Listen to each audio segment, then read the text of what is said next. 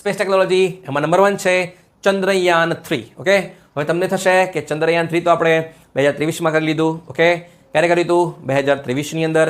Okay, એટલે કે ચંદ્રમાના દક્ષિણ ધ્રુવ પર સફળતાપૂર્વક આપણે શું કર્યું હતું? લેન્ડિંગ કર્યું હતું. કઈ તારીખે? 23મી ઓગસ્ટ. હવે આવશે ટૂંક સમયની અંદર, એટલે કે ભારતની અંદર મનાવવામાં આવશે નેશનલ સ્પેસ ડે મનાવવામાં આવશે. ઓકે, જેની ચર્ચા આપણે ડેઝની અંદર કરી લઈશું ઓગસ્ટ મહિનાની અંદર. ઓકે, એટલે કે 23મી ઓગસ્ટ 2023નો એ દિવસ આપણે શું કર્યું હતું? ચંદ્રયાન-3 મિશન કર્યું હતું. ઓકે, ચંદ્રમાના કયા ધ્રુવ પર? દક્ષિણ ધ્રુવ પર. ઓકે, પણ ચર્ચામાં કેમ છે? જ્યારે આપણે જે જગ્યાએ લેન્ડ કર્યું હતું એ જે પોઈન્ટ છે એને નામ આપ્યું હતું શિવશક્તિ પોઈન્ટ.